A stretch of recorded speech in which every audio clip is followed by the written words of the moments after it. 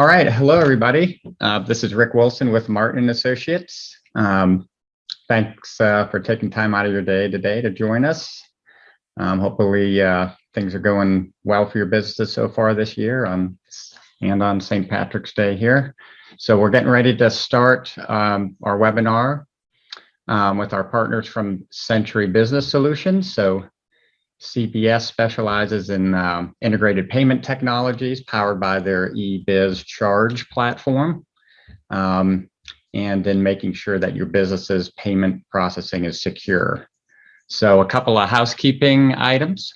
We'll be recording the webinar today, so we'll be sending out links to those who registered, and so you'll be able to look at that later. And if you have questions, just go ahead and either use the chart or the Q&A, and we'll address those, during the session or at the end. So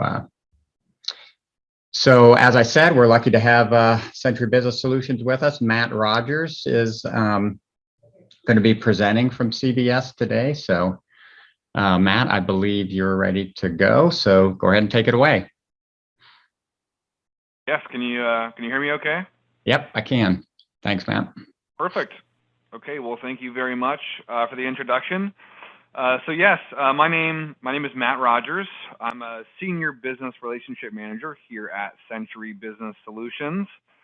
Today, we're going to be talking really about payment security, how to get paid safely nowadays, how to manage PCI compliance and fraud and a lot of those tools, or a lot of those things. And then ultimately we'll talk about our product EBizCharge and kind of how it interfaces and helps in these various scenarios. So these are the items that we're going to be covering kind of in order, why security matters, storing card information, do's and don'ts. We'll take an in-depth look into PCI compliance, the different SAQs that are there and where people fall and why they fall there. And then ultimately we'll talk about fraud prevention, talk about chargebacks. Then ultimately I'll wrap it up with kind of talking about our EBizCharge solution and the various ERPs it works with and tools that are in there and how it kind of helps mitigate risks that we are facing in today's society, today's world.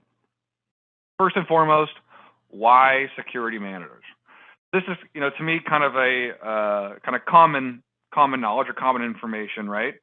Security matters because without security, with breaches, right, a lot of consequences can come from that. Broken trust. On the credit card side, penalties and fines. You can lose your merchant account if you're found to be, not compliant and you were to get your network breached. You don't want to be in the news for the wrong reason, right? Security, a good positive security relationship and environment will obviously result in good customer relationships, peace of mind, positive reputation, right? All those important things that it takes to run a successful business. Now, here is a list of kind of the most common ways that we have found that people store, payment information, and kind of whether it's credit card or bank account related, it's the same kind of thing. We see a ton of people storing information on sheets of paper, sticky notes, spreadsheets. Some people will keep authorization forms around. And don't get me wrong, it's not like these businesses are just keeping them hanging out on somebody's desk. Maybe they're locked up in some kind of a safe or in someone's office. But nonetheless, they are vulnerable to theft of all kinds, whether it's internal theft, external theft. Right, these are kind of the most common ways. Some people will, keep this information in their ERP in an unencrypted manner, right? So there's a lot of different ways that people do this. This is just some of the most common ways that we specifically see. And there's all kinds of reasons that we do it that way. I think first and foremost, the convenience aspect of things is the most likely culprit. When you have a customer on the phone or they're shooting you an email or they want you to keep that information on file for a secondary or a third or a fourth or a fifth charge at some point, right? It's just kind of very easy to write it down and keep it by you or put it into a spreadsheet or a system that's easily accessible so that you have that information, right? So convenience certainly, I think, is probably the largest culprit for why people don't store information properly. Maybe some of you may think that you won't be targeted because you're a small business, or that security solutions are complicated and cumbersome or expensive.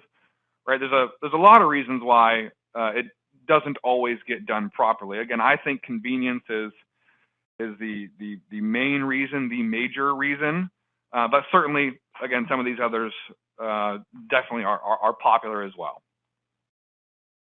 So now let's kind of talk about PCI compliance.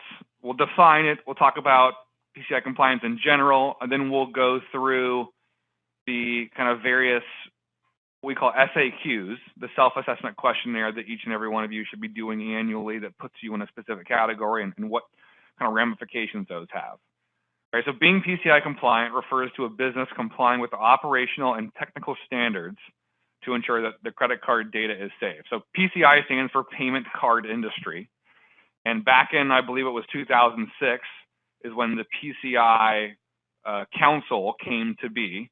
And so they set forth a list of expectations and requirements of how financial information, mainly credit card data, is set to be handled, how it's meant to be sent, what encryption standards are, and what measures need to be in place to handle that appropriately, right? And so every single customer, every single merchant that handles credit card information is required to be PCI compliant, right? So what happens if you're not, right? Well, there are penalties, there are fees that you can pay, should you ultimately be breached and found to be non-compliant.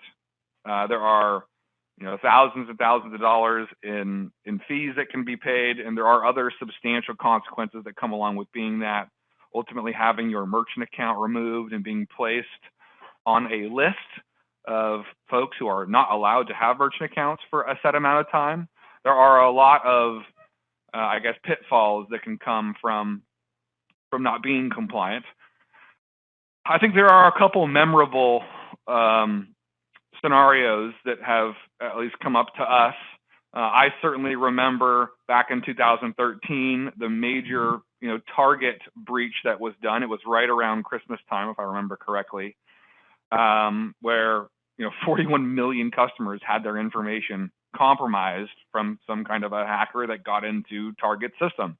I remember it pretty well because I was one of those people, right? So I got a message from them letting me know that my Target card or whatever I had at the time was compromised and that it needed to be closed out, and they were sorry, and whatever, right? Now, Target, Capital One, Marriott, these are some of the huge name brands that many of us know, right? So maybe we had personal affiliation with those, but look at the fines and type of, and costs that these companies incurred to deal with this, right? Target, $292 million, Marriott, $28 million, Capital One, $150 million, right? Not all of us are going to have millions and millions of dollars to deal with a problem like this should it surface, for a small to medium-sized business. I mean, we don't, right? So you can't really afford to have it happen because it could be a crippler.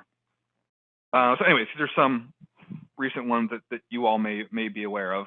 But anyway, the point is that it's not really something that can be afforded to take place, right? So we need to take measures to make sure that you are safe and secure and you're doing things the right way.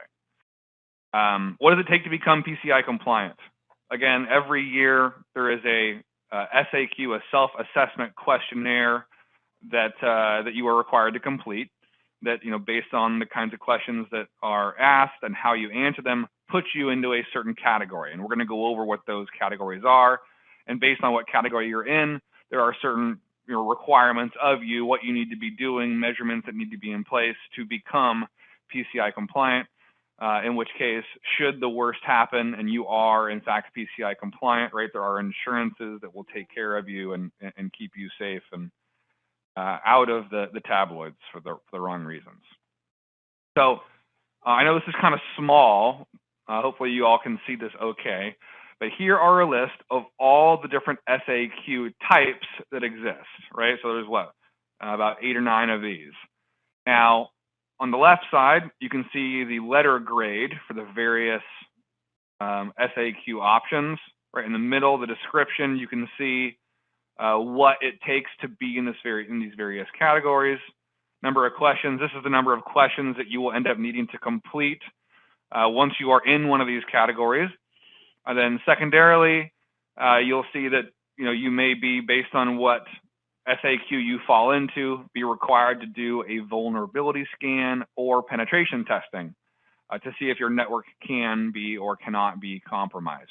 So we're going to go over just a few of these. I'm not going to go over every single one. I don't want to put you to sleep. But we're going to go over a few of the most common and most popular ones that we find most people find themselves in, and how they get there and why they're there. All right, so the first one we're going to go over is SAQ-A. Now, SAQ-A is kind of the holy grail. It's where everyone should aspire to be. Now, I should say that not everyone can physically be here for various, business-related reasons.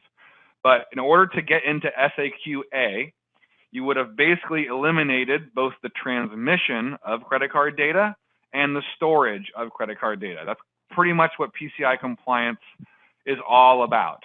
How you transmit the data, right? The transmission, how you get it, what you do with it, and the storage of it, where it is, who's taking care of it, where it's housed, how is that managed. So to achieve SAQ-A, you are not receiving credit card information yourselves. No one's giving it to you over the phone. No one's emailing it to you. No one's faxing it to you, right? You're not obtaining it really in any way physically. And then from a transmission standpoint, you are not storing any of this full credit card information anywhere accessible to your local network. So whether that's your local computer or your ERP system in some kind of unencrypted or even encrypted, as long as it's physically there in a table somewhere, that would be you storing it, right? So again, to get to SAQ-A, you would be eliminating the transmission and eliminating the storage of credit card data altogether, right? So that's kind of the holy grail. That gets you to that scenario, just to kind of flip back, where you only have to do 22 questions. You're not required to do a vulnerability scan. You're not required to do penetration testing.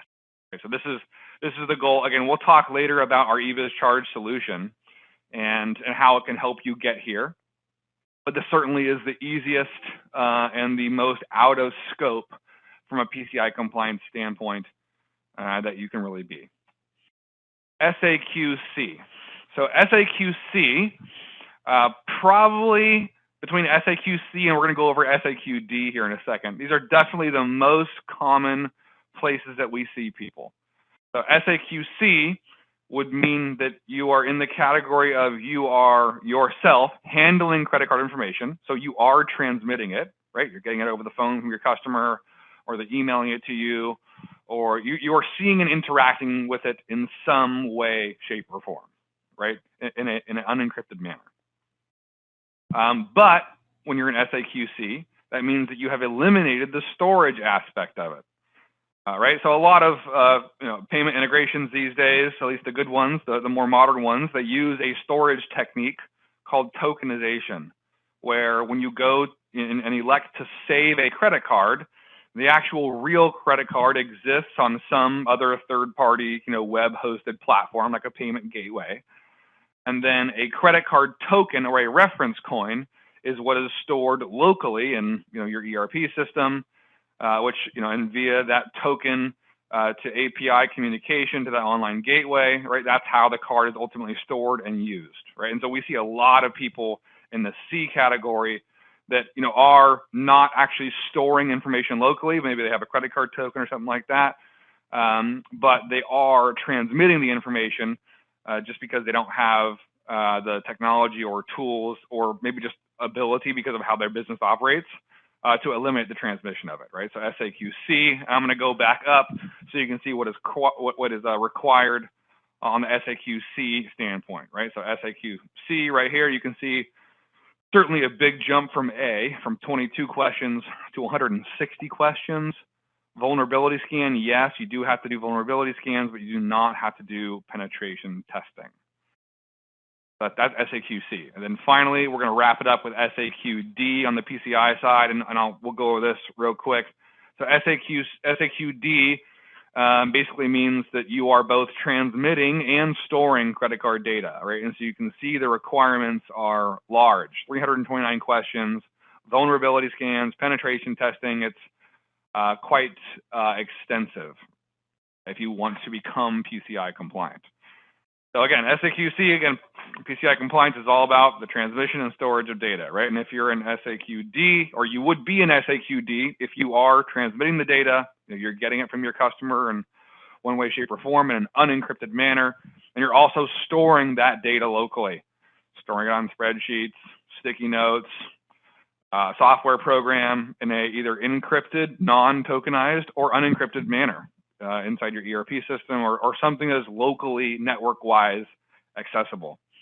Right? And unfortunately, most people that we come across are in SAQD. That is the most common and certainly the most difficult. Usually, when we talk about PCI compliance, CFOs, IT directors kind of have this big sigh that takes place and says, yes, we know we've been working on it. It's just really hard. It's extensive. It's complicated. It's a lot. And it is very, very true. All right. So we'll go over how our EBizCharge solution can help on the PCI compliance subject and what features it has that helps alleviate risk and scope. But anyway, that's kind of the overview of PCI. So now we're going to transition here to fraud tools. Fraud prevention tools. So these are more so features of the EBizCharge gateway as a whole, but these are some of the most popular fraud prevention modules that our clients use. So there are various ones. The main basic ones that I think most people are familiar with are what we call AVS, Address Verification System. Right. So through the AVS system, you can tailor what kinds of fraud prevention measures you want to have in place by requiring address matches or not requiring address matches, requiring CVV code, right, that 3-code match, or not requiring that CVV code match. And you can mix and match those things based on how you want to have this, handled. For B2C businesses, right, people who are dealing with directly the end consumer, we recommend the utmost and the highest of fraud prevention tools be enabled, because that is the majority of fraud. That's where it comes from, is in the B2C world, right? If you have a website where people are inputting their own information, it would be a very good idea to have all of those tools enabled to make sure that the data you are getting is quality. Whereas if you're a B2B organization, you've been doing business with the same people for 50 years, you're not worried about them disputing transactions or defrauding you. Maybe it's not as important to have a forced CVV match or a forced address match to allow those transactions to go through. So it's up to you. But here are some of the more intricate modules that we have as well. We can specifically block countries, specific credit cards that are issued from specific countries from transacting with you. We can block by IP addresses. So if you're being, spammed by someone who has stolen a bunch of credit cards and they're trying to try one card after another, we can block their IP address. There's also a duplicate transaction control measure in place where these are all optional. You can choose to turn them on or off. And so what essentially happens is, when someone who's trying to defraud you on a mass scale, what they do is they'll go in the black market and they'll buy 20,000 stolen credit card numbers, right, from somebody. They'll go to your website, they'll try one after the other, after the other, after the other, after the other, after the other, right? And you may not obviously be catching it in real time. So maybe blocking by IP address isn't catching it fast enough. But we have this duplicate transaction control, which will only allow a user to try a credit card within a certain period of time. And usually when these people who have stolen these credit cards, when they're trying to run one card after another, they're doing it at a very rapid pace and usually with some kind of an AI bot that is doing this. And so they're doing it within seconds of each other. And so this duplicate transaction control module that we have has really saved a lot of people from incurring these mass influx of fraudulent transactions. So anyways, there's all kinds of stuff. This is maybe only 50% of the fraud prevention modules that we have on our EBizCharge site. But hopefully that's a little bit of an insight as to what is available and what could be used to help. Lastly, we're going to talk about chargebacks. So first and foremost, what is a chargeback, right? A chargeback is really a formalized dispute, and a chargeback occurs when a card holder, right, so the end customer who's paying with credit card, goes to their bank or their card issuer and says, I want to dispute this transaction, right? And so they can dispute transactions for a ton of different reasons. Maybe they didn't recognize the charge, so they said, well, hey, that wasn't me. I didn't do that. Someone stole my credit card. Or maybe the product or service that was given or performed didn't meet expectations. They felt that when they ordered said product, it was going to do X, Y, and Z, and it only was able to do X, and they asked for a refund, and the merchant, right, the business said, no, we're not going to refund your money. This is what you paid for. So that card holder then can go to their card issuer, their bank, whomever, and say, I'd like to dispute this charge under, for those reasons, right? And so what happens when these chargebacks takes place is the card issuer, the bank, or again, whomever issued them their credit card, works with the payment network, so the body who is, facilitating the money exchange between your card holder and your bank account, and they pull that money out of the merchant, out of your bank account, and they hold on to it while a review takes place, right? And so typically when these chargebacks happen, you have a certain number of days to respond to these chargebacks. They're time consuming, they're expensive. One of the, I think, bad things about the whole chargeback process is that as a merchant, you are charged a chargeback fee regardless of whether you win or lose the chargeback, right? In my opinion, if you win the chargeback, you win the dispute, why should you be negatively financially impacted? But anyway, that's not the case. So anyways, these chargebacks, when they happen, they go into the review. Once these review questions are answered, right, the network and the card issuing bank ultimately determine who is the winner and who is the loser. If you are the winner as the merchant, right, you get the money back.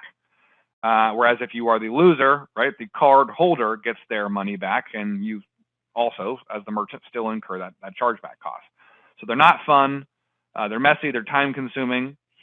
And you don't want to have to deal with them if you don't have to, right? And there are ways to mitigate that risk with fraud prevention tools as one option for the environment in which someone may have stolen a credit card, right? And there are things you can do to catch those transactions before they happen, and all kinds of other things like disclaimers and things as well. One of the nice things about Century Business Solutions, our company, is that we actually have a chargeback management team here that helps all of our customers through their dispute process, because naturally, the card issuers who are heavily involved in the decision-making process when it comes to who wins and who loses chargebacks, they are heavily involved in that decision, and they are naturally inclined to want to rule in favor of their card holder, as you can probably imagine, right? If you personally, had something happen to one of your credit cards that was stolen, someone charged your card, you saw a transaction that you didn't make, and you went to dispute that transaction, and you were to lose, right? You were to not get your money back. There'd be a slim chance that you would continue to operate as a customer of that card issuer, right? So naturally, these card issuers, they are inclined and motivated to rule in the favor of their client, which is the card holder, and so they make this process kind of difficult to win or to manage. So it's really nice to have a team like for example our team on your side, making sure that you're responding, making sure that you're providing the right amount of information, and that you're staying on top of it to give yourself the best chance of victory to win. Right? It's very, very, very important.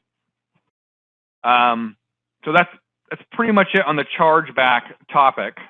Now, quickly we can kind of talk about EBizCharge, specifically our platform and product, and how it works and what different systems it interacts with. So first and foremost, the EBizCharge platform integrates to a lot of different ERP systems. Just to name a couple, it works with Microsoft Dynamics products like Great Plains, works with Acumatica, works with a plethora of Sage ERP products. And so what EBizCharge is it's a credit card and ACH interface that lives inside of these ERP systems that handles all that credit card and bank account information appropriately. So it has a tokenization tool, a tokenization feature that allows you to store credit cards in a PCI compliant way, where it only stores the reference coin or the token of that credit card or that bank account. The actual real information lives on our payment gateway, EBizCharge, and our servers, eliminating the storage aspect of that credit card information or that bank account information, whatever you are transacting in. In addition to that, and these are probably more of the popular tools that people are using nowadays, is they're trying to eliminate the transmission of credit card data as well, right? They don't want to be taking credit cards over the phone. They don't want to be taking bank account information over the phone or via email or on pieces of paper or on sticky notes or in spreadsheets, right? And so we have 3 really great tools that are a part of all of these ERP integrations or the EBizCharge integrations that help you do that. The first one, called Request Payment Method. So within your individual ERP systems, if you have the EBizCharge integration enabled, a feature in there called Request Payment Method. And when you click this button, it will securely one time send a link out via email to the customer so that they can input their payment information on their own, right? So it shoots them an automated email, asks them to please enter their payment information.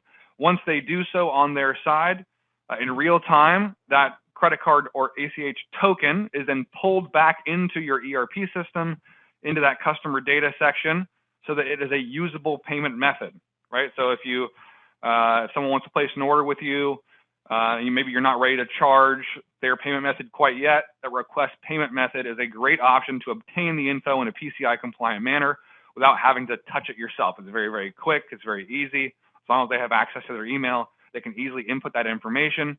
When they're inputting that information, those fraud tools are also enabled, right? So it's going to make sure that when they put that information in, that it is being validated, that it's getting the matches that you want, and it's passing the security parameters that you desire of keeping your own business safe.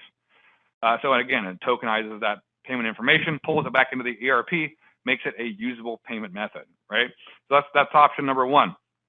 Option number 2 is email pay, right? So very similar to the request payment method where you're sending a request simply to obtain the info. Email pay would actually be sending them a request to make a payment on said invoice or order. So basically the same exact thing is taking place, but they're actually not just putting their card on file, but they're actually making the payment. And when the customer makes the payment via email, not only does it pull the credit card or ACH token back in, but it also will automatically apply the payment to whatever order or invoice is being paid, right? So bypassing the need for you to do that yourself as a manual step. Very convenient, totally PCI compliant, and again, checks all boxes from a transmission and storage aspect for PCI compliance. Then the third option, this is kind of one of our flagship products, is our customer payment portal. So the difference between email pay and the customer payment portal, and email pay is very simple. Send the customer a link through the ERP, the invoice is right there or the order is right there. They can go ahead and enter their credit card information or their bank account information, run their payment, syncs back up, applies the payment. Very, very simple, easy and done. Email pay is really only geared and designed for customers that have 1 invoice to pay or 1 order to pay. Or what if you have a customer that has 10 invoices or 10 orders? Or they want to make a bulk payment for their monthly statement amount, right? Whatever. Customer Payment Portal is a site that we host and brand for you, right, with your logo. And customers will be able to log into this platform and they can automatically register. So it's not something you really have to manage. They can auto register. And once they get in, they can view all of the invoices that they owe. And in that portal, they can view all the invoices they owe. They can view all the invoices that they've paid previously. They'll be able to pay individual amounts should you allow them to do that. They'll be able to pay in bulk. They can pay 10 or 20 or 50 invoices at a time. And as they're making these payments, they're automatically syncing back with your ERP system. So they're downloading these payments back into the ERP and applying to whatever invoices are being paid. It's a really great self-service tool. In addition to keeping you PCI compliant, there's all kinds of notifications that you can enable in the payment portal that remind customers when their invoices are due or past due. So it's a great collections tool as well. People can set themselves up for auto pay. If you have customers that kind of pay you at the end of the month, whatever they owe, they can literally enroll in auto pay, and whatever invoices are there and outstanding, it'll automatically take one of the payments methods that they have on file and charge it and sync it back up with your ERP to apply all the payments that exist. So it's a really great tool for collections and receiving payments. And again, on the security side of things, keeps you compliant, eliminates the transmission, eliminates the storage, keeps you out of PCI compliance scope, keeps you safe, which ultimately what this is all about. So that's a rundown of what we wanted to cover with everybody today. As far as security goes, why it's important, chargebacks, PCI compliance, fraud prevention. Hopefully everybody learned something today. And I think we can now probably open it up for questions or comments, really anything that anyone has. Great. Thanks, Matt. Good stuff there. I think I was on the list of the target folks myself back in the day. So with their credit card issues. So there are a couple of questions here that came through the host here. So let's see. So this one is about what is the implementation process like? So how does that work, Matt? Sure. Yes. So, obviously it depends on the specific ERP that we're talking about. But generally speaking, the implementation is pretty quick.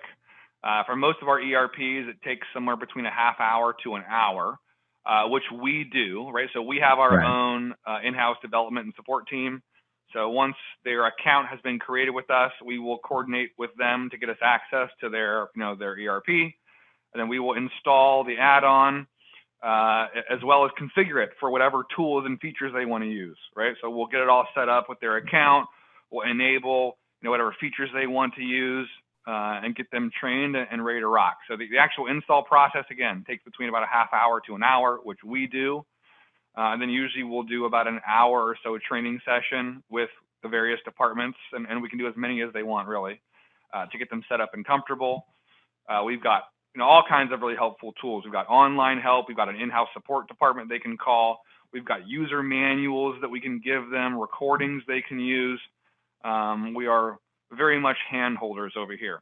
So the implementation process is good. It's very complete.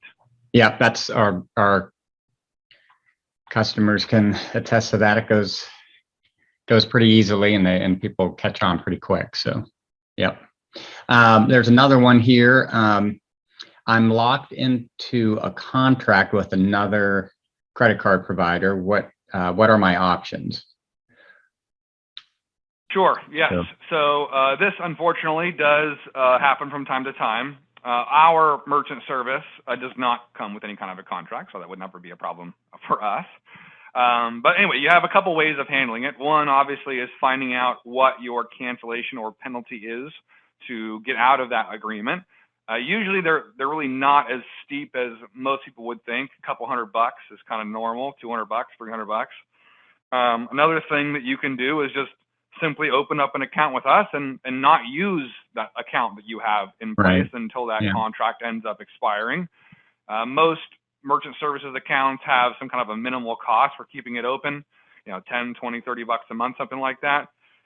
And generally speaking, from a financial standpoint, we're able to do quite a bit on the money side of things in terms of getting them a better deal or a better rate on their credit card processing that way offsets whatever cost that they would have to keep that other account open until they can ultimately eliminate it.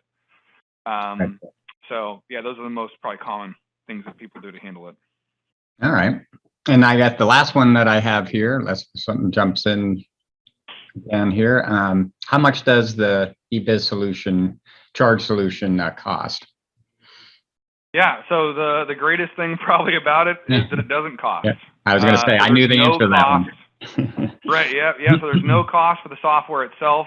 There's no cost for the implementation of it, or support, or licensing, or users, or maintenance, or training, or any other cost buzzwords we can think of. The only thing that you pay for is the actual service of using, right, of credit card processing itself, or doing our eCheck ACH service as well. So that's the only thing that you pay for. There's no several $1,000 implementation costs, several $1,000 licensing agreement, or annual maintenance, or anything like that. It's all kind of just a complimentary thing, I guess you can think of. You only pay for the service itself, which people are already paying for, right? Right. And generally speaking, we're able to help them out and make that better. So it's really a zero to possibly negative, product from a cost standpoint. Gotcha. Yep. It works out pretty well from a ROI standpoint, that's for sure. So, all right.